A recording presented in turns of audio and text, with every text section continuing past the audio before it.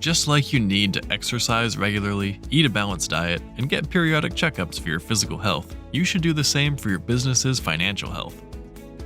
This week on the Creative Genius podcast, Gail Dobie sits down with Walter Russell, a financial planner with his own business, Russell & Associates, that offers financial planning services. If you're a small business owner, you'll want to hear what Walter thinks the most important financial matters are for a business of your size. Well, Walter, welcome to our podcast. We're excited to talk to you. We haven't really talked to too many financial people, so welcome. Thank you. Thank you for having me. Of course. So let's talk about first, what is a certified financial planner? A certified financial planner, it's basically a designation where an individual has passed a board exam done by the CFP board, and it's based on your education, your work experience, and you have to pass like 7 or 8 different disciplines to get the exam. It usually takes about 2 to 3 years of study, and you usually need 5 years of previous work experience in the financial services industry. Well, what took you that direction? What was it that attracted you to that field? So really, when I was growing up as a kid in Cleveland, Ohio, I came across a funny movie called Trading Spaces with Eddie Murphy and Dan Aykroyd. Mm-hmm. At that time, Eddie Murphy was my favorite comedian / actor. And they were trading commodities in that movie, frozen orange juice, wheat, corn. And, you know, as a kid growing up in the inner city of Cleveland, I had no idea that people did that for a living. At the end of the movie, they were able to walk away with a large sum of money. And, you know, being from an unfortunate background, you know, money was a goal to have. So I started researching, you know, the investment market and everything else like that. So that became, you know, kind of like my first love is, you know, hey, how can I make money, you know, to provide a living for myself. Great. And being a certified financial planner, I'm sure you see a lot of different things along the way, and not everybody is ready to use your kinds of services. So when is somebody ready for you? I generally tell people that you should start planning at a beginning age. I remember when I was in, I think, 6th grade at the time, and we were supposed to pick a stock and watch it for, you know, the whole year. Well, at the time, I didn't know anything about stocks, and the company I picked was IBM. And I think back then in 6th grade, IBM was trading at like $20 a share. It's currently trading at, let's say, $188 a share. It's gone and split multiple times. So what I tell people is the sooner you sit down with the financial planner, the better it will be for you and your loved ones, because our job is to give you advice and kind of hold your feet to the fire to help you plan for whatever your goals are. Generally, the number one goal people have is, you know, planning for retirement, or second is getting their kids to school. Well, I always encourage people to start planning as quickly and as soon as possible, because that's going to help you achieve those goals. Mm-hmm. I think some people, and I was probably one of those, I probably didn't start as early as I should have. Luckily, it's worked out okay. But I think for a lot of people, they think, oh, I've got plenty of time. I don't need to start this right away. And what do you tell them? I always tell people, you know, my dad, he had a big trailer, you know, he would pull it with a station wagon. I think this was like a 30-foot trailer that we would pull going all across the United States. And one of the things I loved as a kid was we would always stop at the AAA station, and we would get those trip tickets. I don't know if you remember those, and it would kind of chart your course. And I always tell people that's what financial planning is, you know, you want to go to Florida in the next 6 weeks. There's many routes, there's many directions that you can go. There's construction areas, but that's what a financial planner is to kind of be your guide, the guiding you through from point A to point B. That's why I encourage people to start as quickly as possible when you're planning. Generally speaking, I generally see people wait till they're in their late 50s, early 60s. Hey, I want to retire in the next 2 to 3 years.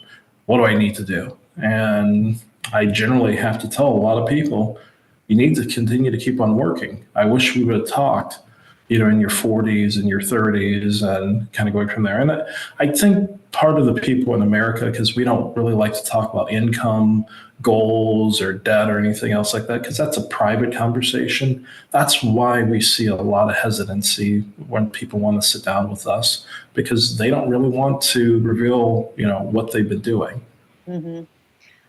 And they probably don't want somebody telling them, you can't spend your money on things. You need to put it in savings, right? Exactly. Yeah. Yeah, you can't spend, the Amazon guy needs to stop coming to your house every day. So that's generally what we run into. Yeah. Or Starbucks. Yeah. And they're little things, but I think about it, and I know that when I talk to a lot of people who are in their 30s and 40s, they haven't really started saving. And it worries me, because I know that if you're just starting later in life, you may or may not have enough money to pay for your retirement. And today, people are living longer. So yeah. And we run into that because I don't know if you were aware of this, but the fastest portion of our population, growing portion, is people that are 65 plus. Mm-hmm. We are currently at a point in time where there are more 65-year-old people in the world than there are people below the age of 5. And, when we start looking at statistics and, especially, looking at women are living past 100 years of age. And that's something that we've seen as, unheard of. And the statistics keep on showing us with the breakthroughs in medicine and everybody trying to, watch their diet and, making cutbacks and having a more active retirement lifestyle. Chances are people, are going to live a lot longer. I think statistics are showing us by 2090, the average woman's going to live to 90 years of age, and the average male will be at 87. That's going to be up from 2021, probably about 5 to 7 years. And that's on average. But when I look at people who are younger and I think about, wow, if they're going to make it to 95 or 100, then how much do they really need to have in savings in order to fund a comfortable lifestyle? And Social Security may or may not be there by the time they get through, because my generation is still, we've got the biggest generation, as you said. And so we're going to be the ones using up a lot of those funds in the government. Yeah, you're exactly right. And so one of the biggest things that I talk to husbands and wives or, partners is that at some point in time, one of you guys are going to pass away. Mm-hmm. And the biggest thing that we run into, the roadblock is that if partner A has, or let's just say you're in your situation, your husband, he's been managing all the finances. Well, God forbid, if he passes away, that's not only are you losing a loss of a loved one, but then now you have to kind of change gears and now you have to be more involved. So that's part of the job as the financial planner is, I believe I need to educate, because that's part of the weakness that we can see in a financial planning strategy. Is that how do we educate the other half of the equation that doesn't really care about the stock market, doesn't care about anything. And, and when we do see some, the loved one pass away, we can run into some major tax implications. Case in point, I've seen tons of times where, just for example, a wife didn't realize that her husband had an IRA of $400,000. She goes in the bank, she talks to somebody, they sell her a XYZ product. Well, the product isn't titled correctly, and that $400,000 all becomes taxable at one event. Well, once you do something like that, sometimes it cannot be undone.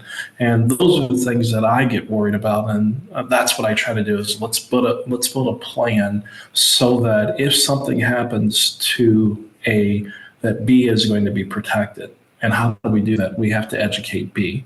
And, we do it in small doses. So for some of my clients, I've got this one client, they reside in, let's say, Florida. His wife doesn't care about anything about the market, but we are meeting on a monthly basis to educate her.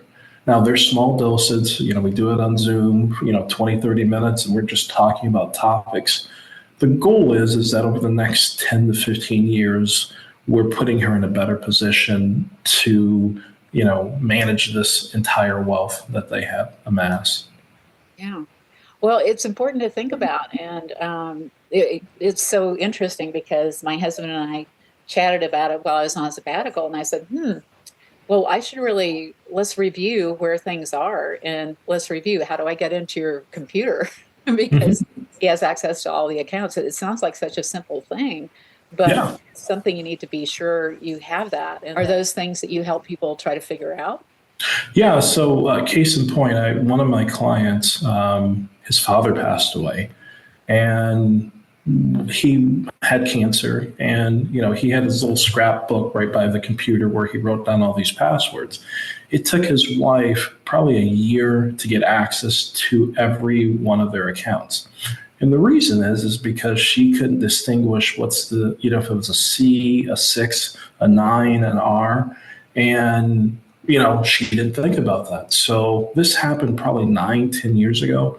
And that forced me to course correct and make some changes because generally speaking, there's usually, let's just say, one who is, does all the lion's share of the heavy lifting in the financial world. But if you can't get access to their, cell phone, because we got that 2-point authentication that's going on, if you don't have access to their email, well, that's where everybody sends the password reset. Well, if I can't get into the email, I can't get the code for the password reset. So it becomes a domino effect. So those are things that I try to highlight because, it's every evolving type of scenario. And I'm learning from, the thousands of clients that I've already helped retire, and passing that information on over to the new ones. And we don't want to put people in a bad situation. Worst case scenario, your husband's passed away, you're dealing with that tragic loss. Now you can't get access to your checking account. That's just going to create a bad situation. So those are things that I just talk about with people is, hey, let's prepare for just in case. So what I've created is I created a just in case book for people that we have on our website so that you can kind of have these conversations with your loved ones. And, I even tell parents, you need to share this information with your kids. Because if something happens to you and your husband, then the kids or the executors or trustees of your estate, you want to have that conversation. But a lot of people are private about that. Well, I think it's a good idea to have this conversation, and I appreciate it because you actually mentioned a couple things that I need to make sure I have access to too. So I didn't think about his cell phone, and that is a point because I definitely thought about my computers, but that was not one of the things that I considered. So thanks for that tip. Okay, so let's maybe talk a little bit about, you're in a position, you're married, and you're doing the same thing. I'm sure you've educated your wife about things that she needs to know. So I'm sure you've done your due diligence with training her as well, right? Well, it's because I do this for a living. She's a writer, and she's like, I could really care less about this as long as there's money in the checking account. She's like, I can care less. It's your job. So what I do is I have a Dropbox folder, and I have this one password. It's a file. And I basically just leave breadcrumbs to her. And I always, mention maybe every quarter, do you remember how to get back into the Dropbox file? Every year I update my just in case file, which is just updating the assets, 401k, Roth IRAs, deferred comp programs, all those assets so that she knows how to get access to them. And she doesn't really want to talk about it, and I understand her position. And, I just make sure that she understands, here's all our life insurance policies. Here are our everything that we have, so I put a plan in place and every year I just update it just for her. What a good husband you are. All right. Well, the last thing I want to do is to have her go through, troubles of getting access to funds. So It's crazy the things that you hear. We end up with so many of our clients, we deal with a lot of them. We talk to them about their 3-year financial model, and we help them with all of that. And we talk about, well, here's what you have currently in your savings. So without going through a big model like you would do. We just tell them you need to have this kind of net profit in your business every year to be able to hit your goals and to do all the things that you dream of doing, traveling to Europe once a year, buying a new house, having a second house, doing all those things. And it's really interesting how differently everybody approaches having that information. And some of them are energized by it and some are just scared to death about it. But in the end, knowledge is power. So I think it's really important to do the role that you do. So Yeah. go ahead. Well, I was going to say, on that part about your clients, they all are business owners and they either own a S Corp, C Corp, and LLC. Generally, what I run into is as I talk to business owners, I ask them, okay, well, if you pass away, who's going to own your business? And they all look at me like, well, what do you mean by that? I said, well, part of the estate planning, because that's part of the piece of financial planning is looking at your estate, is I always say your trust needs to own all your LLCs, and that's your small business. And the reason is that if your wife is the next successor trustee on your trust, that means that she would be able to control the business if something happens to you.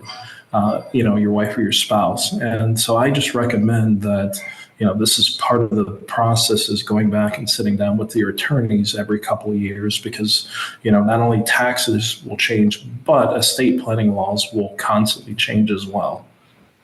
Which brings us to tax law changes. And that's something that you mentioned to me in our earlier conversation. What are some of the things that we need to know about? And what are some of your favorite tax strategies? So when I look at this, there's a tax time bomb that's getting ready to happen. And what I mean by that is if you study the federal tax code from 1944 to 1963, the history of the U.S. tax rates, that was the highest tax rates that we've ever been. At some point in time, people were paying us up to 94% in federal taxes. Wow. During that period of time. And if you look at it, we just got out of World War II when that happened. Currently, right now, we are in one of the lowest tax brackets. Currently, right now in 2024, the highest tax rate is 37%. Starting in 2025, President Trump, he passed the Jobs and Family Act, which lowered the tax rates from 39 to 37. Well, that goes away starting in 2026. Since that's going to go away, every consumer is going to be paying higher taxes. The standard deduction is going to be lower. The tax rates are going to go up. And oh, by the way, we have this U.S. debt clock that if you go to usdebtclock.org and you look at, the $34 trillion in their national deficit, what a lot of people don't talk about is all the 50 states have like $1.2 trillion and the locals have around $2.4 trillion. So our real debt is around $37 trillion. And that keeps on going up at a faster rate because we're paying higher interest. So what I've been talking to people about at this point in time, because things are changing and the government is really looking for more revenue, we're anticipating that tax rates are going to go up. And what we run into is retirees, they don't know how their Social Security is taxed, number one. Number two, they aren't familiar with the IRMA tax. And when people find out about that IRMA tax, they really go a little crazy. What IRMA tax is that, for example, if you make over, I'll just say $190,000 and you're retired, what happens is your Medicare, they take out they kind of penalize you for making that much money. And as a result of that, it's called a Medicare surcharge. For parts B and D. That starts at, if you're married filing jointly, it starts at $194,000. There's a surcharge of let's say $80 a month. But if your income goes up to $300,000, it can be up to $300 per month per person. And you pay that on a monthly basis. And why I bring that up is because everybody's been doing a great job in saving money and putting money into 401k plans, IRAs. People are doing this on at a great rate, which is great. But the problem is that the required minimum distributions that you have to start taking at 73 or 75, depending on your date of birth, can put people into a higher tax bracket at a later age. And what we're finding out is that the required minimum distributions start at 4% at age 73 or 75, depending on your age. By the time you're at age 80, you have to take out 7% of your, and that's a rough number, 7% of your assets. And then at age 85, you're at 9%. So as people are living longer, the government is forcing you to pull out more money out of these IRA accounts, which could put you in a higher tax bracket. And then, oh, by the way, insult and injury is if one of you guys pass away, not only you're dealing with the Medicare surcharge, but now if you've got a $300,000 required minimum distribution, now you're going into a single tax bracket instead of filing married with joint. And now we call that the widow's tax dilemma. So these are conversations that part of the planning that we were talking about that you need to start having, at around 50, 60 years of age, because it might make more sense to do a Roth conversion, or it might make more sense to wait to take Social Security at 70 versus taking at 65, 62, whatever your full retirement age is, and going from there, because it's going to help you over the lifeline of our lives of yourself for tax purposes. Okay. No, I know I gave you a lot. Yeah, you did, which is good. We want to share all we can. It's always helpful. So what's new as far as the Secure Act 1.0 and Secure Act 2.0? Tell us about that. Yeah, so in 2022, the federal government came out and the required minimum distribution, and this was the Secure Act 1.0, they made a change saying that, okay, at this age, we're going to move the required minimum distributions from age 70 and a half to age 72. In Secure Act 2.0, they increased it up to 73 and 75. So what that's allowing people to do is it's allowing people to pull out money at a later, a little bit longer. But one of the biggest caveats that they did in the Secure Act 1.0 is they changed how the beneficiary structures are set up. So I will go back in time. Back in 2000, George Bush set up what was called a sunset provision, basically saying if you have an IRA and the IRA goes to your spouse, that money transfers immediately to your spouse and there's no distribution. But if it transfers to your kids or to a trust, they need to take that money out based on their life expectancy. So case in point, I had a client, her mom died in 2003, left her $250,000 from her 401k plan. We've been taking out anywhere from $5,000 to $12,000 out a year based on the client's life expectancy. From 2003 to 2024, that account is still right around $280,000, even after us withdrawing money. She's taking out a little money over a period of time. The new Secure Act 1.0 is now requiring that those assets need to be pulled out of an IRA within either 5 or 10 years, depending on who the beneficiaries is. And that's a major change. And what I mean by that is, a case in point, if you got $1 million in an IRA 401k plan and it now is going to your kids, what will happen is the kids will have to take that out in 10 years if the kids are the beneficiaries. If it's going to a trust, the trust will be required to pull the money out within 5 years of your death.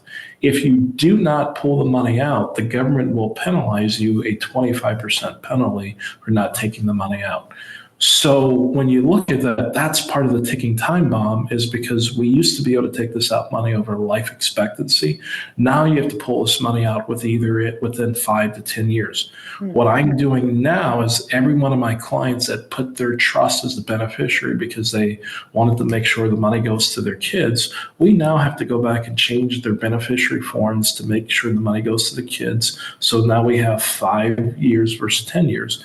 But we also are looking at how do we convert this money to a Roth. And the reason we're converting it to a Roth, because It still has to come out with either 5 or 10 years, but all that money will be tax-free for the kids if it's inside the Roth. So this new rules that they put in place has really changed the way we are doing financial planning. And it's making us kind of go back to the drawing board. And everything that we believed before has now changed based on everybody's goals and risk tolerance. Mm-hmm. Yeah, it's interesting, and I'm sure you deal with this all the time, but each spouse has a different level of tolerance for risk. Yes. I might have more risk tolerance than my husband. My husband is pretty conservative, but we also butt heads every once in a while about how, maybe where he's putting things.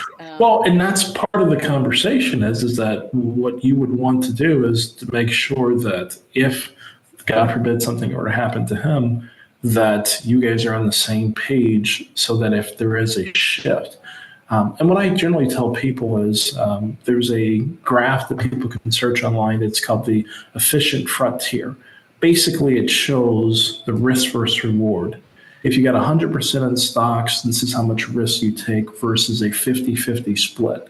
What I have come back to people is if we start saving sooner and planning sooner, that because we are planning sooner and putting more money away, we don't really need to take that much more risk. The people who need to take the risk are the people that are late to the party. And those are the people you run into and say, hey, I've got $100,000 saved up. I want to retire in 2 years. I need a 50% rate of return. Well, that's not always going to happen. There might be some days that, a stock might go up 50%, but that's not, you can't bet on that or bank on that. So that's why we encourage people to start as soon as possible. But as the parents are starting, as you start having kids, start introducing to them and doing that, and having them plan for retirement as well. One of the biggest things that I tell business owners is that if you have kids, you can pay your kids. And since they will have earned income, the kids can make a Roth contribution based on that earned income. It's a tax benefit for you, but it also starts the clock in helping them start planning. So we've all seen those graphs. If I started at age 18 and I put in, $5,000 a year, by the time I'm 65, I'll have $2 million. And that's what you would want to encourage. But I would rather have $2 million tax-free versus taxable. Well, sure, of course. Well, let's dive into some details by decade. So let's say that somebody is 30 years old. What are a couple of things you would tell them to do besides save? Well, besides saving is number one is usually at that stage, you're getting your life started. You're buying the house, your first house, you're using the credit card, the Amazon guys there consistently. What I encourage people to do is let's reduce our debt as quickly as possible. Let's pay the house off. Let's move up marginally. Let's not try to keep up with the Joneses because, I don't know who the Joneses are, but trying to keep up with them is a myth, to be honest with you. So I encourage the people, let's start your savings, enroll in the 401k plan because usually your company gives you free money, by matching. The other thing is if you work for a big corporation, I found this out when we went to Apple and we traded in for the new iPhone. I forget at the time, 13 Max Pros for all my 3 daughters and everything else like that. But I was talking to the manager there and he says, well, we get a discount on our Apple stock. And I said, really, how much? I think he said they get like a 30% discount to buy Apple stock as an employee.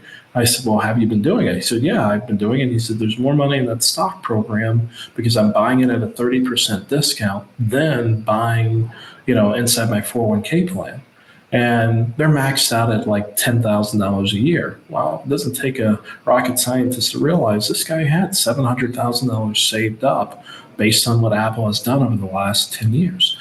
So I encourage people, if you work for a company and they give you a discount on their stock, 5, 10, 15%, whatever that discount is, that's a great, you're already stepping into a 15% rate of return. So, and the 30s, I think that is probably their biggest issue. So I tell people, do you need the latest and greatest car? The answer is no. Keep your old Honda, take it to the mechanic and, live within your means, because things are going to change, by the time you're hit 40 and 50 years of age. Absolutely. Well, and at 30, again, you're not necessarily thinking about, it doesn't feel like it feels like forever Yeah. before you're going to retire. Yeah. Forever. I'm sitting here thinking, wow, this sure came up fast. Yeah, it did. Yeah, it did. And now you're here. And thankfully, I'm healthy and all of that. But I think all of us, that's another thing I would say, is just be thinking about and investing in being healthy. Yeah. You're exactly right. Because like you said, there's no reason to save all this money and get to the retirement finish line. Then all of a sudden I've got XYZ from a health situation. Now I've saved all this money. Now I can't even enjoy it. Yeah. And it's going to be transferred to somebody else who doesn't understand and doesn't really care about all the sacrifices that I've made. So I totally agree with you. There's all these podcasts on walking and how much water you should drink. I'm not a health and wellness fitness, but I do try to get out there and keep my body going in the right direction. Oh, you're playing your basketball. I noticed that. Yes. That is something I enjoy. That's great. All right. So that was the 30s. And now we're at 40. And at 40 years old, a lot of people, their kids are teenagers and probably getting close to going to college. So What needs to happen in 40? And that's usually, it's a peculiar time. Let's say one of the parents might be a stay-at-home mom still. That would be something, if you don't have a rigorous schedule, maybe start introducing that person back into the workforce, if that is something that's going on. But, college savings and having real conversation with their kids about college. Nobody wants to send their kid to college and pay, you could buy a house for the education. So I tell people, have practical conversations with your children and saying, hey, what do we want to become, and let's look into doing it together as a family. And the reason is because there are more affordable ways for kids to go to college. Example, my kids go to our local community college. They can then transfer to another online college here in Columbus, Ohio. And the reason we're doing that is because it saves money. At the end of the day, I tell my $3, we will help you, getting to college, but I'm not going to pay $40,000 a year for you to go to, the Ohio State University or, one of these other schools, living on campus and experience the campus life style. That's just not how I was raised. So I want them to have a buy-in. So that's where I would be talking to parents who are in their 40s, and also balancing out and saying, okay, I believe kids need to have some type of ownership in college. So how do you balance between helping the kids out, but then also planning for your retirement at the same time? Absolutely. Okay. And now let's go to 50. What happens at 50 that people should be thinking about? At 50, you can see the finish line. It's on that horizon. You can see it closer than you were at 30. This is the time where I would hope that people are out of debt. And at that time, you get to the point, let's say for case in point, if a husband and wife are 50 years of age, they have no debt, and both of them make a combined income of $150,000 to $200,000. My goal would be is how can we live off of one of our salaries so that our retirement can be much better. The closer couples can do that, that will allow them to put money away. Let's say if they both make $75,000 and you're able to save close to $75,000 a year. That's going to allow you, and it's going to help you because inflation costs have gone up. And maybe you might not be able to hit that goal every year because, there might be outside circumstances, like you need a new roof or a new furnace or something else like that. But it's going, at least that can be your goal, to putting more and more money away. Okay. Well, let's take it up to 60. What happens at 60? At 60s, if you haven't built a relationship with a financial advisor, this would be job number one. Sit down, it's kind of like taking your car into the shop and get a huge diagnosis of what's ultimately going on. So that's number one. Then from 60 to age 70, or when you plan on retirement, I generally started telling people, hey, this is when you want to have your conversations with your Social Security, Medicare. You want to start having these conversations so that you can understand the rules of the game. If you have a pension program, if you're one of the lucky people, I think 15% of people in America are have pensions. You're going to want to understand what those pension programs mean and how to take that money out. I've seen a lot of people make some major mistakes with pensions, and that's terrible. When they make those mistakes. But at the end of the day, you're going to want to have that conversation. And right around 60, unfortunately, we want to have that conversation about long-term care. And the reason is because long-term care insurance or health insurance or life insurance, your rates are starting to go up, but maybe if you've been blessed with not having any major illnesses or anything else like that, if you need that protection as part of your portfolio, this is the time to lock in. Before you get 70 plus, and if you have some ailments, now you become uninsurable. Mm-hmm. Yeah, it's definitely challenging. All right, so let's talk about what questions we should be asking when we're trying to interview and find somebody to help us be an advisor. Yeah, one of the questions I tell people, and a lot of advisors don't like that when I ask, and the reason I tell people to do this is when I first got into the business back in, let's say 1999, 98, I didn't know anything. I worked for JP Morgan Chase. They took us through this, 2-month long sales training process, and they basically threw me out in front of the wolves just to try to sell anything. So one of the biggest things you're going to ask is, okay, what's your portfolio? What are you invested in? How much money are you saving? Questions like that, because I'll be honest with you, when I was 25, 26, when I first got into the business, I didn't know anything. But I worked for JP Morgan Chase, and I sat in the banking centers, and we sold products to people that we didn't even really know, no one totally understands. So that would be the first question is, tell me more about your experience. How long have you been in the business? Because at the end of the day, you don't want to be sitting down, with your hard-earned money with a novice and kind of going from there. That's usually the first question, and that will probably weed out 50% of the advisors. The second thing is you want to understand where your advisor works at. And without going into a long dissertation about every firm, but each firm has their own sweet spot on how they are compensated. Me being an independent advisor, meaning I don't represent, a bank, I don't represent a wirehouse. I represent myself. I'm a fiduciary, and that's what we are held by, the fiduciary standard. I'm not just pitching one product.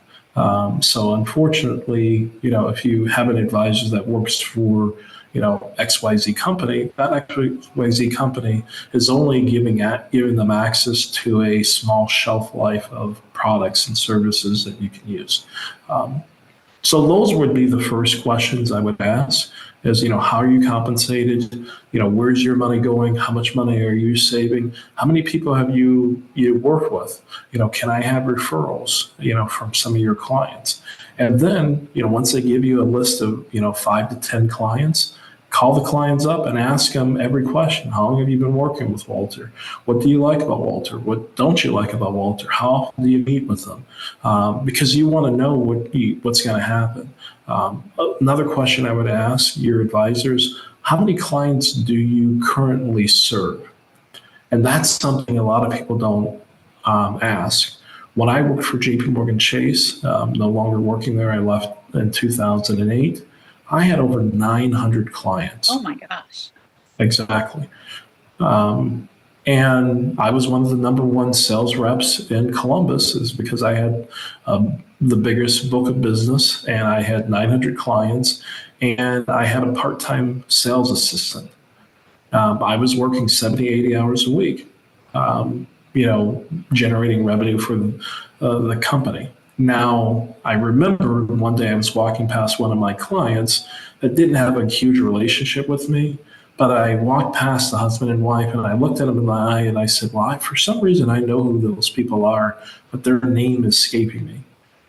5 minutes later, I recognize, oh, that's one of my clients, and kind of going from there. And that's when I recognize, are we really adding value to people, or are we just trying to sell something?